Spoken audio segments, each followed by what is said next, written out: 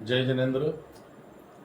अभी पिछले दिनों मध्य प्रदेश के रेवा में हमारे दो पूज्य साध्वी भगवंतों की निर्ममता से कार के माध्यम से कुचलकर की गई हत्या, जिसने पूरे भारत में समस्त जैन समाज ही नहीं समूचे समाज में एक रोष का वातावरण निर्मित किया है। उसी के पश्चात राजकोट के नजीक हमारे पन्यास भगवंत की रोड एक्सीडेंट में हुई हत्या, ये हाल के दिनों में घटी हुई घटना है, लेकिन पिछले कई वर्षों से भारत के विभिन्न क्षेत्रों में जैन साधु साध्वियों के ऐसे एक्सीडेंट के रूप में दिखाकर की गई हत्या, इसमें सैकड़ों साध्वी भगवंतों ने अपने जान गंवाई है। ये हमारे लिए सभी के लिए बहुत ही गहरी चिंता का विषय है। अखिल भारतीय जैन अल्पसंख्यक महासंघ ने इस विषय का गंभीरता से संज्ञान पिछले कई सालों से लिया है। अनूप मंडल जैसे संगठनों पर कड़ी नकल कसने के लिए जैन अल्पसंख्यक महासंघ ने अपनी महत्वपूर्ण भूमिका निभाई। आज फिर एक बार यह प्रश्न भारत के समस्त जैन समाज के सामने है, क्या हम हमारे साधु साध्वियों के सुरक्षा के लिए गंभीरता से चिंतित नहीं है? क्या हमारी जिम्मेदारी हम उचित रूप से निभा रहे हैं? क्या सारी चीजें सरकार के ऊपर छोड़कर हम अपनी जवाबदारियों से अलग हो रहे? इन सारी विषयों पर गंभीरता से चिंतन करने की आवश्यकता है। जैन अल्पसंख्यक महासंघ ने देश के प्रधानमंत्री नरेंद्र मोदी जी एवं गृह मंत्री अमित भाई शाह एवं सभी राज्यों के मुख्यमंत्रियों को इस विषय पर एक विस्तार से प्रस्ताव प्रेषित किया है।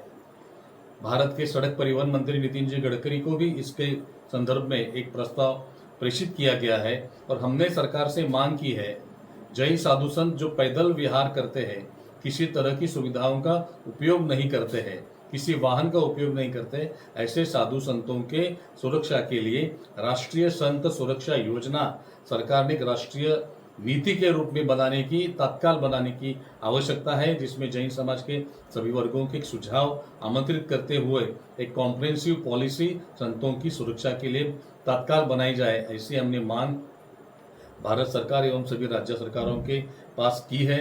जो भी लोग अभी हाल में हुए रेवा की घटना हो या गुजरात की घटना हो, इसमें दोषी है, उन्हें कड़ी से कड़ी सजा मिलना, ये भी हमारी बहुत प्रमुखता से मांग है, क्योंकि अगर ऐसी सजा नहीं मिली तो आने वाले समय में ऐसी वाकयात वापिस होते रहते हैं।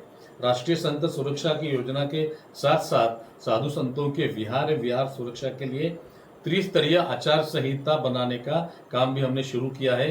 एक पहले चरण में सरकार की ओर से आवश्यक सुविधा, सुरक्षा एवं आवश्यक उसकी बंदोबस्त की व्यवस्था करना, इन मांग के साथ साधु साध्वी भगवंतों के लिए भी एक आचार संहिता का गठित होना आवश्यक है कि विहार कब होना चाहिए, कौन से समय में होना चाहिए, साधु भगवंतों के लिए क्या निकष होने चाहिए, साध्वी जी भगवंतों के लिए हमने सुरक्षा के विशेष प्रबंध आचार संहिता के माध्यम से क्या करने चाहिए। इन सारी चीज़ों की नियमावली साधु साध्वी भगवंत के लिए भी होनी चाहिए। वैसे समाज और जैन संघों के लिए भी विहार की आचार संहिता बनाने की आवश्यकता है। हम कई समारोहों में, चातुर्मास में, विभिन्न प्रतिष्ठा महोत्सव में साधु भगवंत आचार्य भगवंतों को आमंत्रित करते हैं।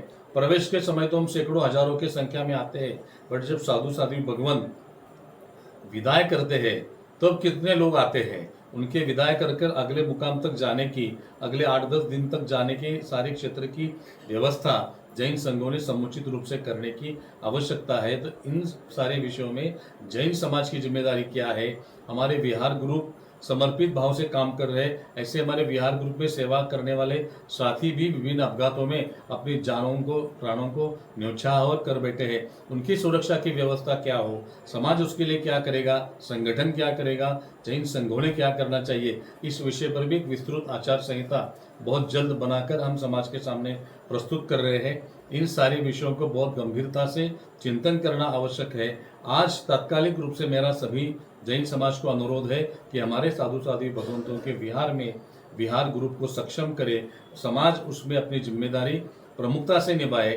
पूरे भारत में पुलिस प्रशासन को निर्देश दिए गए कि जहां भी साधु भगवंतों के विहार होंगे वहां पुलिस सुरक्षा प्रदान करेगा, लेकिन हमें पुलिस को इन्फॉर्म करना, उन्हें सूचित करना आवश्यक होता है कहां से कहां विहार कब होगा। तो ये सूचित करके पुलिस की सुरक्षा जहां हमें आवश्यकता लगती है वहां पुलिस की सुरक्षा भी लेनी चाहिए और समाज की अपनी व्यवस्था भी होनी चाहिए। इन सारे विषयों पर हम गंभीरता से चिंतन करें और संकल्प करें कि आगामी दिनों में, भविष्य में कभी भी हमारे एक भी साधु संतों को, साध्वी भगवंतों को ऐसे एक्सीडेंट के माध्यम से अपने प्राण गंवाने नहीं पड़ेंगे, क्योंकि हमारे ये धरोहर है, हमारी संपत्ति है और हमारी जिम्मेदारी है इनकी सुरक्षा की, क्योंकि इन्हीं के कारण हमारा धर्म अगली पीढ़ियों तक जा रहा है।